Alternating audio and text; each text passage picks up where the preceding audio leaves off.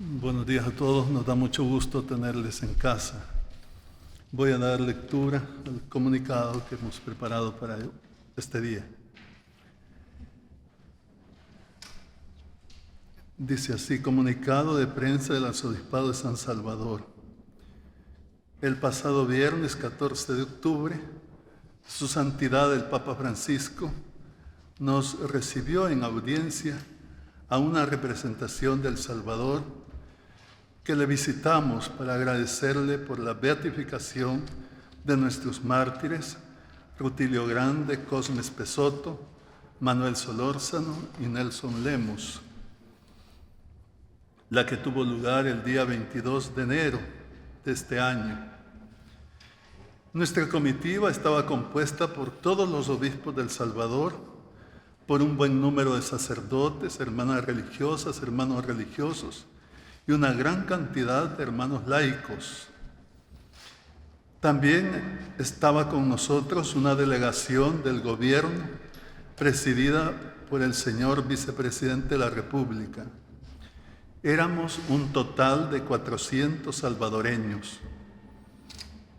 Su Santidad, el Papa, nos recibió en la Sala Clementina a las 12 del día en un ambiente de mucha cordialidad y alegría. A este servidor correspondió el honor de dirigirse al Papa en nombre de todos para saludarle, agradecerle por la beatificación de nuestros mártires y pedirle su bendición para todos los salvadoreños. El Papa muy amablemente correspondió a nuestro saludo y nos brindó un hermoso mensaje.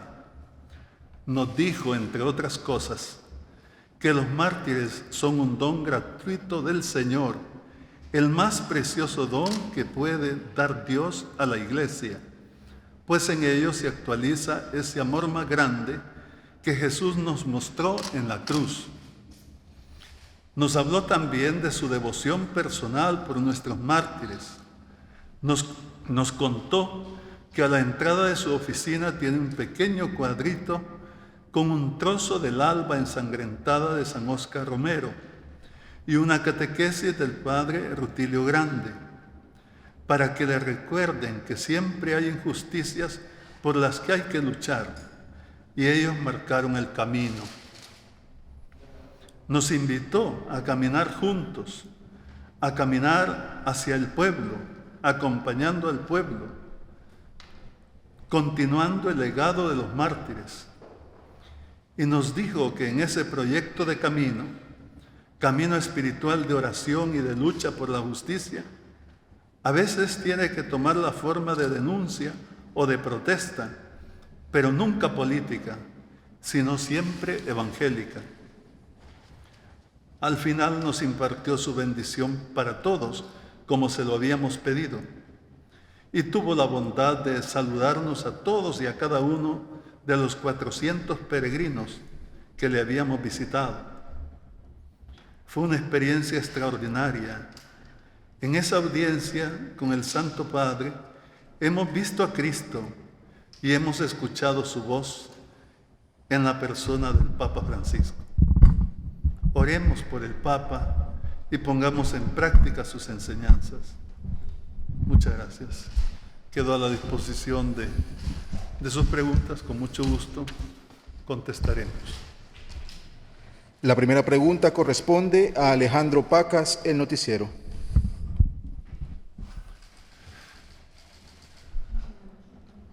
Buenos días, Monseñor. Yo tengo dos preguntas. La primera, quisiéramos conocer su opinión con respecto al nombramiento de Raquel Caballero de Guevara como nueva Procuradora para la Defensa de los Derechos Humanos. Quisiéramos saber qué piensa de ese nombramiento, tomando en consideración que no es la primera vez que asume el cargo. Y en segundo lugar, sí me gustaría saber, en la última conferencia que usted brindó, anunció que el nuncio apostólico Rocco Gangemi ya no iba a estar en el país.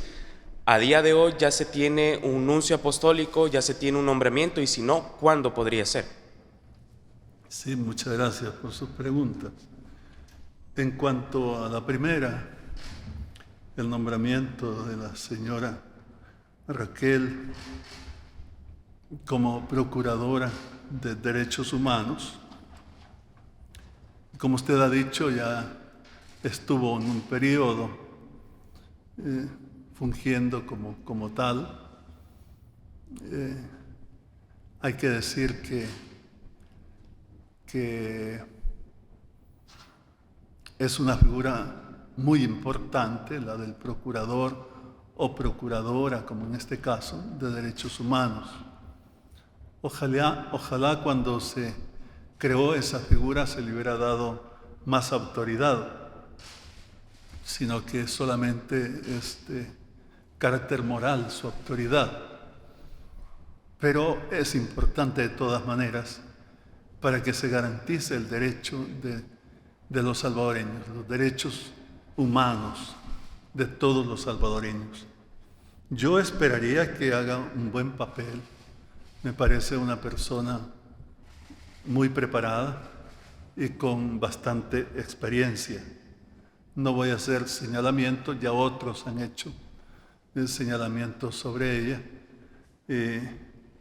de alguna dificultad que tuvo con el Tribunal de Ética. Tengo entendido que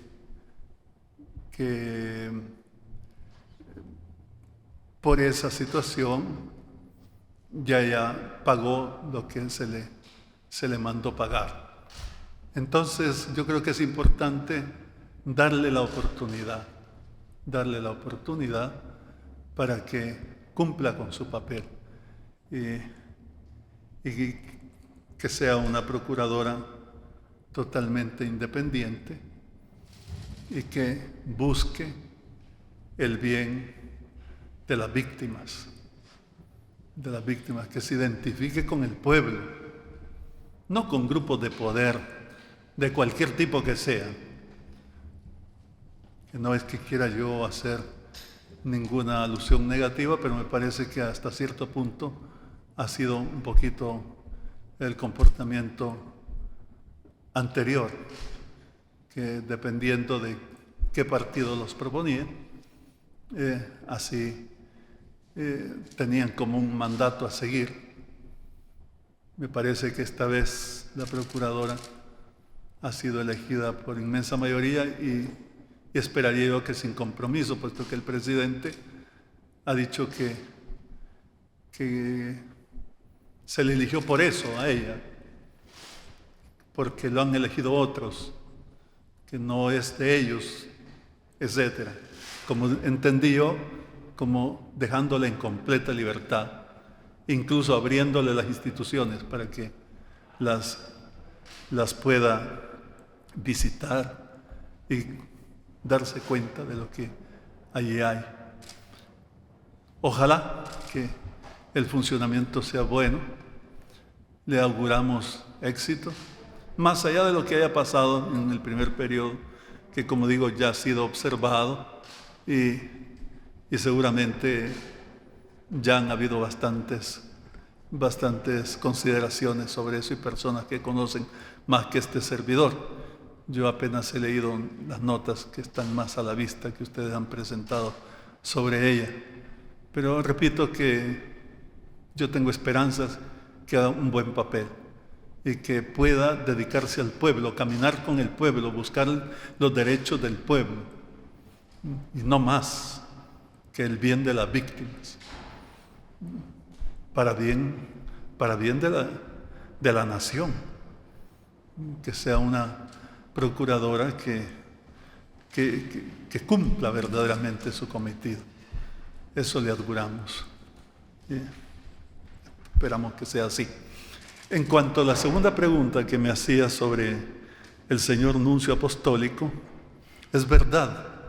Yo dije hace 15 días que el señor nuncio ya no iba a estar con nosotros, Monseñor Santo Rocco Gangemi, porque ha sido nombrado nuncio en Serbia. Y nosotros le agradecemos mucho. Tuvimos una misa con él nos presidió, pero aprovechamos el momento para agradecerle profundamente. El 6 de octubre fue la Santa Misa.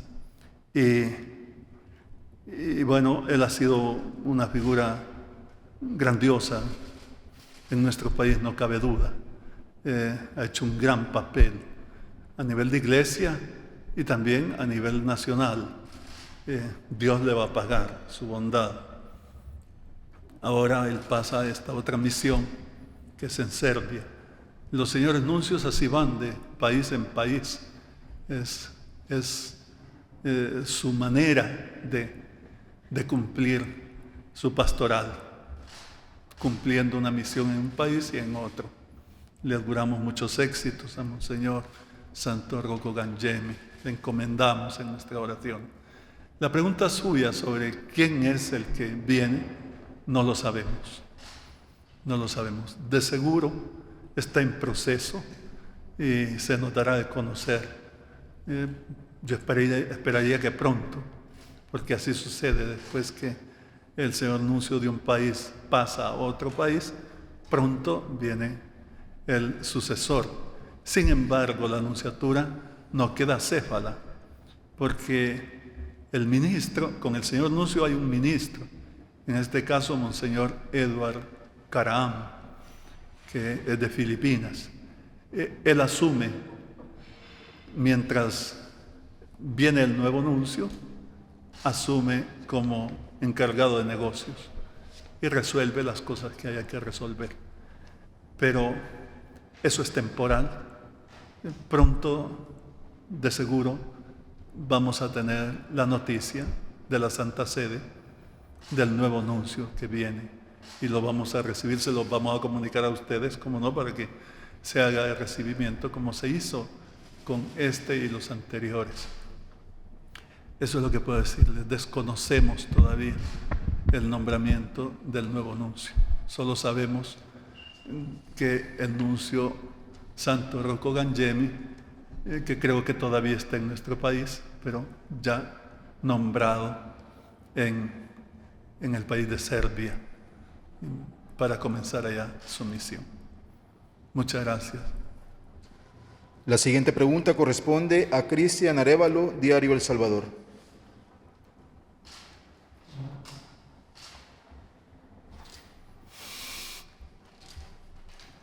Buenos días, me gustaría saber su opinión. Que la nueva procuradora haya empezado reuniéndose con familiares y víctimas de pandillas. Bueno, a mí me parece que ella debe ver todos los casos y recibir a todas las personas, estar abierta, buscar proteger los derechos de todos los salvadoreños. Por tanto, yo no vería que es un mal proceder.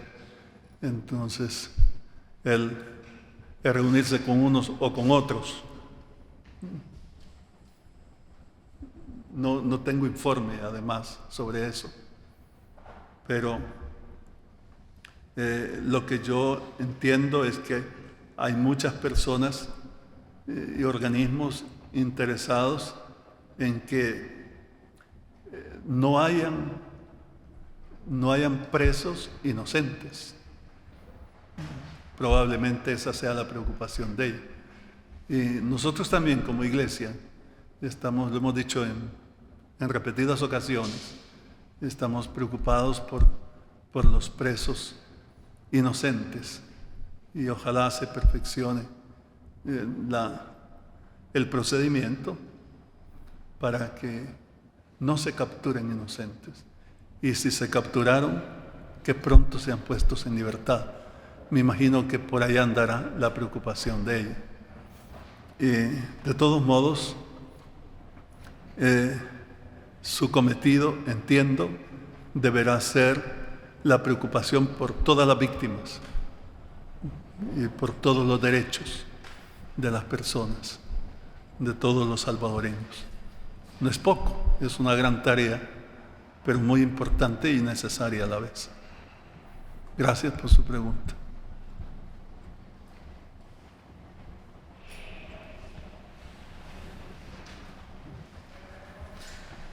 Siguiente pregunta corresponde a Stephanie Enríquez, Canal 21.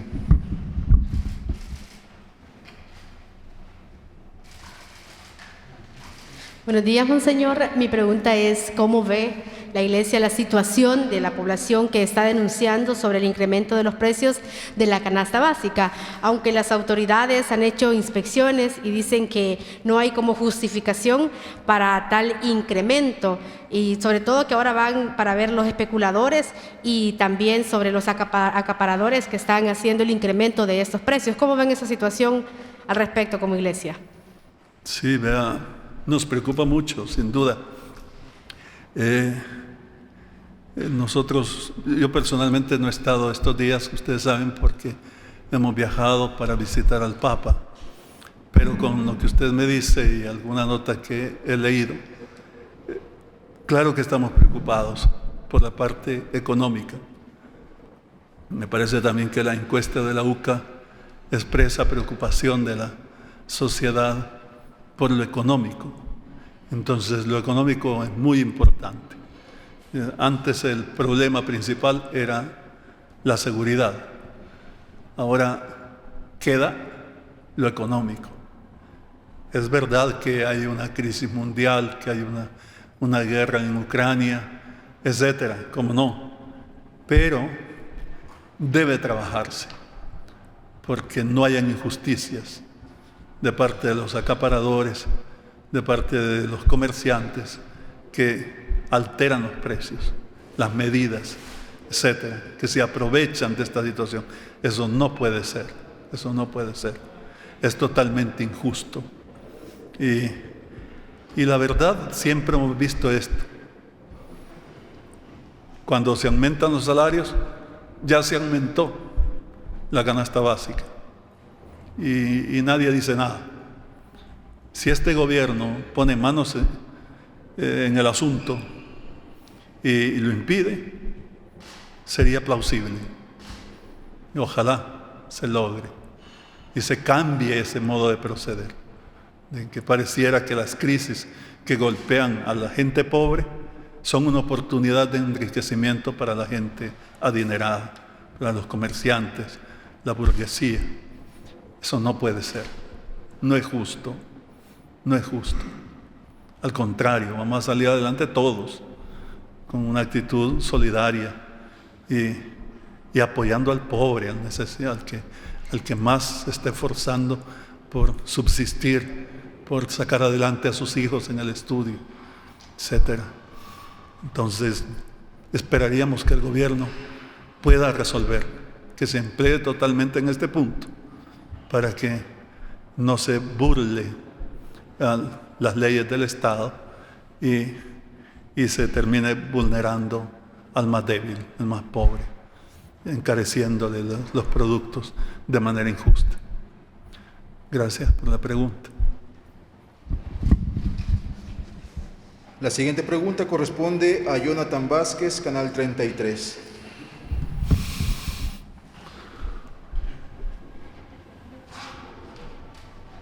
Buenos días. Recientemente la Asamblea Legislativa aprobó la ley del voto en el exterior, que será de modalidad electrónica. Conocer su reacción ante esto y cómo esperaría que fuera este proceso. Sí, bueno, esto del voto de los hermanos salvadoreños en el exterior es una deuda que se tiene, y qué bueno que ahora ya se haya aprobado una ley que les permita a ellos participar. Tienen derecho, por supuesto, y se ha venido hablando tanto y no se lograba. Tenían que viajar para venir a votar. Eso no es posible en un siglo XXI en el que estamos, etcétera, etcétera. A nosotros nos alegra y al pueblo le alegra que se pueda dar este paso. Todavía queda corta la ley cuando, tengo entendido, autorizado la participación en las elecciones presidenciales y de diputados, pero faltaría de los alcaldes y de los diputados del Parlacen. Ojalá que se haga también. Ahora estamos ya con un desarrollo tecnológico suficientemente para garantizar que haya honestidad en ese proceso. yo esperaría que se garantice. Además, escuché un comentarista que decía que si en Estados Unidos se hace fraude, Estados Unidos mismo buscaría a los culpables, porque dentro de su territorio que hubiera fraude, por aquello de la posibilidad de hacer fraude, porque es una modalidad nueva, porque es electrónica. Esperamos que no, que nadie se atreva a eso, que se respete la voluntad de los salvadoreños y que funcionemos como personas civiles, civilizadas, honestas, como de hecho el pueblo salvadoreño lo es. Entonces, por eso estamos constantemente abogando por el pueblo. El pueblo es noble y siempre ha ido a votar con las mejores esperanzas. A veces no se le ha permitido ejercer su derecho porque ha habido fraude, me refiero a tiempos pasados, y no estoy aquí para señalar culpables ni nada, pero es un poco la historia que hemos tenido. Esperaría que eso sea de la historia y que ahora podamos subirnos al tren de la civilización y de la honestidad, porque así es como vamos a desarrollar como país. Pero enhorabuena, qué bien que nuestros hermanos que están en el exterior, no solo en Estados Unidos, sino también en los demás países del mundo, puedan votar, y que puedan también participar en las elecciones como candidatos. Es un derecho y nos alegra mucho por el paso dado. Que si algo no es perfecto, etcétera, pues a lo mejor se puede todavía corregir, qué sé yo no soy técnico en la materia, pero el que se haya aprobado la ley y que dé esa oportunidad a los salvadoreños en el extranjero es plausible y nos alegra mucho. Esperamos que todo salga como debe salir, que el voto sea, ya dije, respetado y que haya un proceso limpio, honesto siempre, para bien de todos. Gracias por su pregunta. La siguiente pregunta corresponde a Rocío Cruz, Canal 12.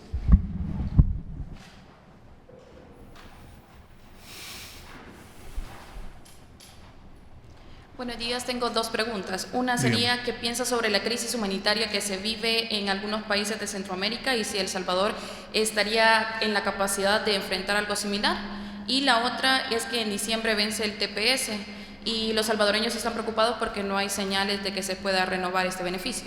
Gracias. ¿Cuál es la crisis humanitaria de los países? La crisis humanitaria que se vive a nivel centroamericano, en otros países.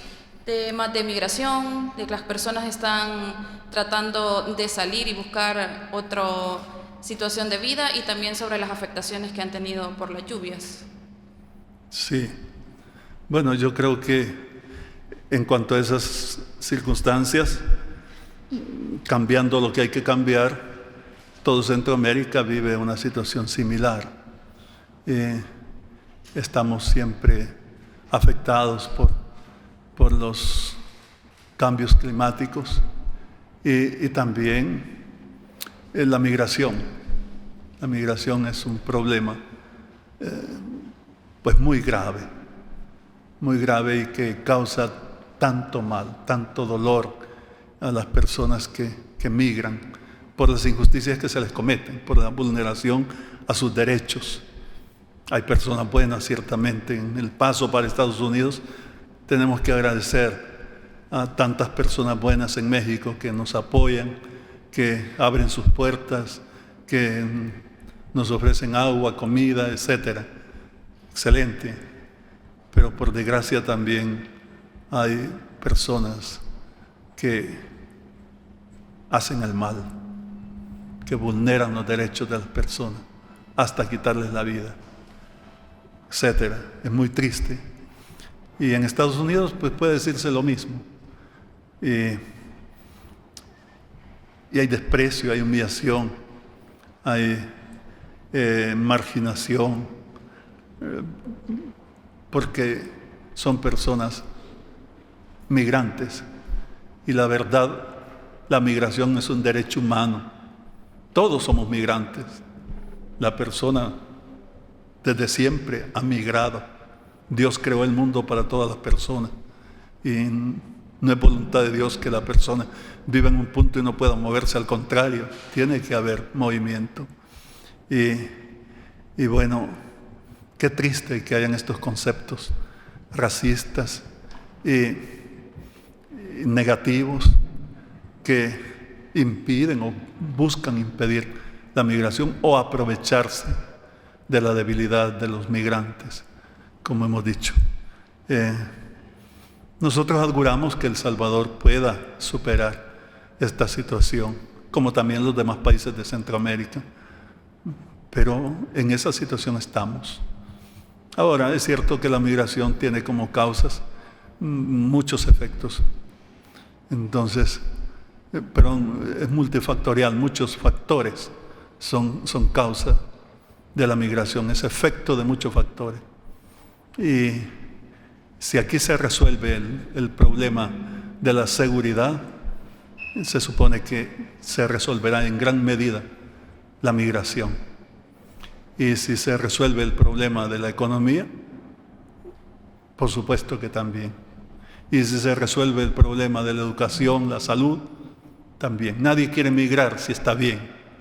El problema es que no se puede vivir en el propio lugar y entonces la persona se ve forzada a migrar o no puede desarrollarse. No hay oportunidad de crecer, no hay estudio, no hay trabajo, entonces tiene que emigrar.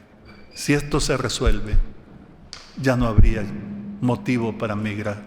Ojalá que se trabaje en este sentido, con un esfuerzo unificado para que lo logremos.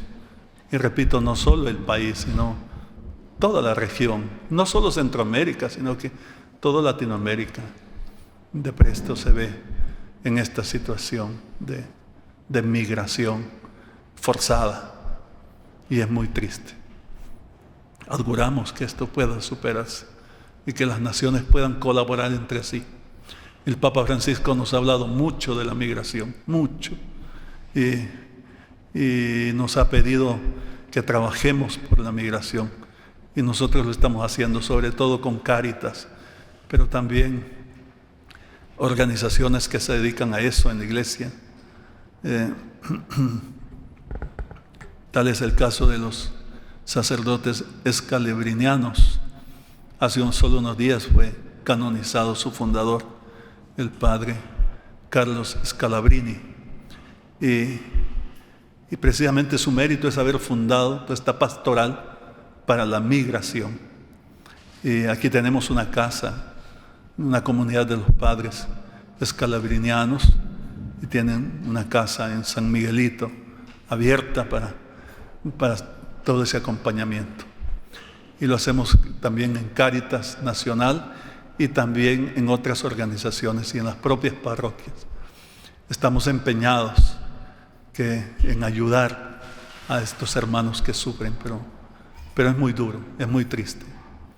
Que el Señor nos ayude a salir adelante y a superar este fenómeno tan lamentable, hasta al punto, como hemos dicho, de quitarles la vida a nuestros hermanos, porque son migrantes. Les llaman ilegales, les tratan como criminales a veces, que no lo son.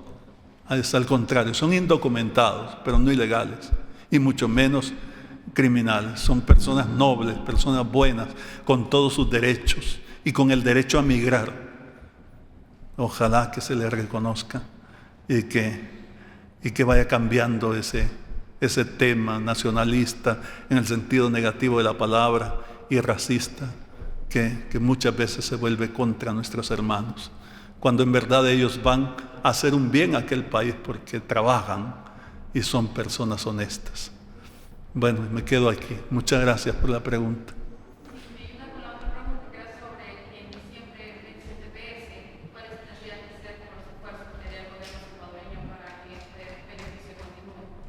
Sí, el TPS lo hemos tenido ya de buen tiempo y ojalá que se mantenga, ojalá que se mantenga.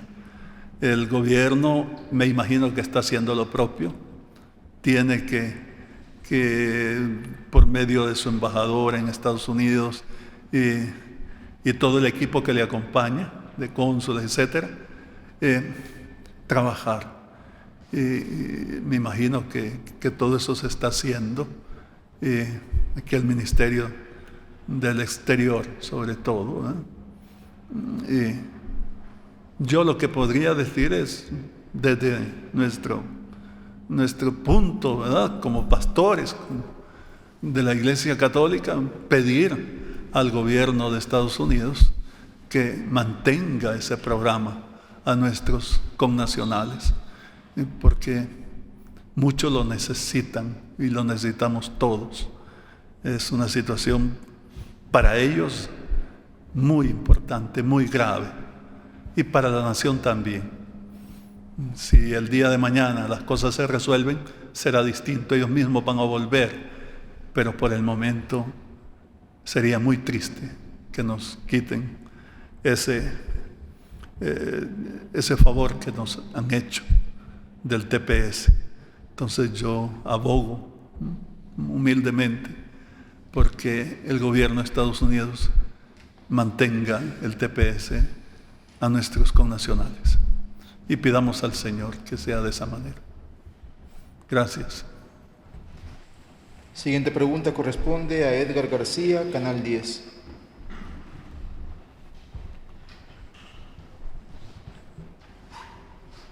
Buenos días, monseñor. Tal vez conocer su opinión en torno a los resultados de la más reciente encuesta de Sid Gallup, en el que se refleja la aprobación que tienen los salvadoreños en diferentes rubros. Se habla que en seguridad se cuenta con el 94% de respaldo a las medidas que se han tomado, en educación es el 91% y en salud un 88% de respaldo con las medidas que ha estado ejecutando el gobierno. Gracias.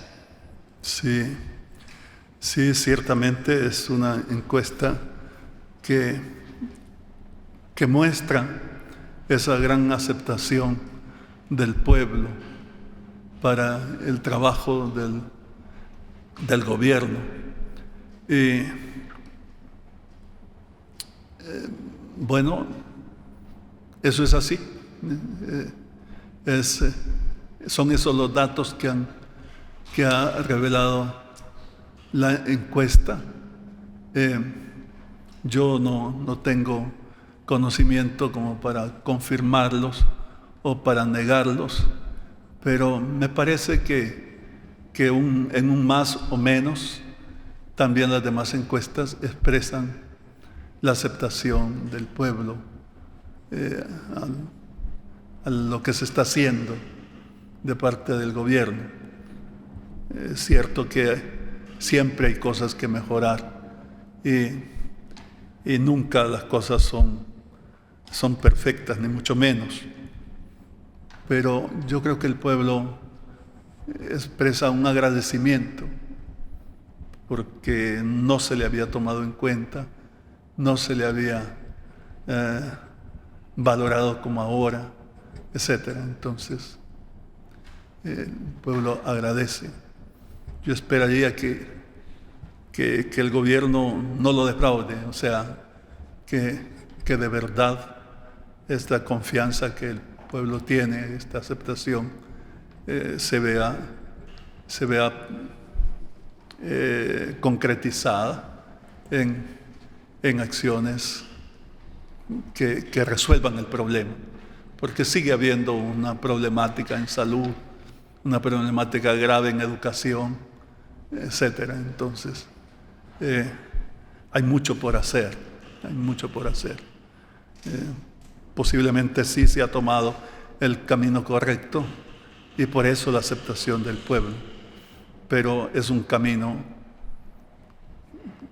que se tiene que andar y eso es lo que yo podría decir. No tengo criterios como para confirmar la encuesta ni como para negarla, no tengo el conocimiento, pero repito, me parece que en más o en menos también otras encuestas expresan una aceptación pues bastante alta para el trabajo del gobierno. La última pregunta corresponde a Kenia Gómez, YSUCA.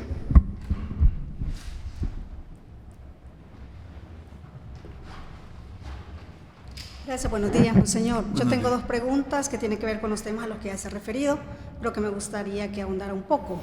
En el tema de la Procuradora para la Defensa de los Derechos Humanos, a raíz de la llegada de ella, hay muchos empleados que están siendo despedidos de manera arbitraria, bueno, se les está obligando prácticamente a que renuncien. ¿Qué opina usted de que una institución que debería defender los derechos de las personas esté pues de alguna manera violentando los derechos laborales? Eso por una parte. Y la otra pregunta que le quiero hacer es sobre la última encuesta de la UCA. Se percibe de parte de la gente a la que se le consultó que percibe una mayor violación de derechos humanos de parte de los agentes de seguridad como policías y militares. Me gustaría su opinión al respecto. Sí, vea. En cuanto a lo primero que me pregunta, no tengo conocimiento yo de eso, pero por supuesto que sí es como usted lo ha dicho, que se está haciendo despidos injustificados. Eso no es correcto, definitivamente. Y ojalá que no se haga. Siempre lo decimos con cualquier funcionario. De presto cuando hay cambio de gobierno, no es el caso, pero para decirlo, y entonces el nuevo gobierno despide a tantas personas, o en las alcaldías, y se comprende aquellos cargos que son jefaturas, y la gente dice cargos políticos, eso se comprende. Pero la persona que está empleada ganando su pan y el de sus hijos sin meterse en nada, no tiene nada que ver porque está empleada como secretaria o como asistente, etcétera, etcétera. Entonces, es de desear que haya estabilidad laboral. Repito, no tengo yo conocimiento del caso, pero si las cosas son así, yo pediría que no se proceda a despedir a estas personas que no tienen un cargo de jefatura, ni mucho menos, etcétera. Entonces, sobre todo eso. Y posiblemente los jefes tampoco. Bueno, lo mejor sería que haya estabilidad laboral. Ahora, en cuanto a la encuesta de la UCA, que señala, al señalar estos abusos de autoridad, etcétera, etcétera, nosotros siempre hemos dicho de que el sistema, sin duda que está funcionando, me refiero al sistema de excepción, y la gente tiene aceptación por él, le parece bueno por las capturas que han hecho de los criminales, sí, pero habrá que perfeccionarlo, habrá que mejorarlo para que no se dé la captura de personas inocentes, y tampoco para que no haya un exceso de autoridad o abuso de autoridad. Eso es necesario. Si las personas lo indican, habría que comprobarlo, ¿verdad? Habría que comprobarlo. Yo no estoy haciendo aquí una acusación, pero es revelador, es indicativo si la encuesta lo está manifestando. Entonces yo haría un llamado a las autoridades a poner carta en el asunto, a revisar, a depurarse si es el caso, si fuera necesario. Porque las acciones de justicia se van a fortalecer si se hacen bien. O sea, si se actúa con justicia. Y capturar a un culpable es justicia, pero capturar a un inocente es injusticia. Y luego el abuso de autoridad es injusticia. Hacer el buen uso de autoridad es justo. Eso es fácil entenderlo y todos lo entendemos, pero en la práctica como que no es muy fácil realizarlo. Yo creo que es importante que se tenga mucho cuidado para que las cosas funcionen como deben funcionar. Es un indicativo importante el que la encuesta de la UCA está señalando.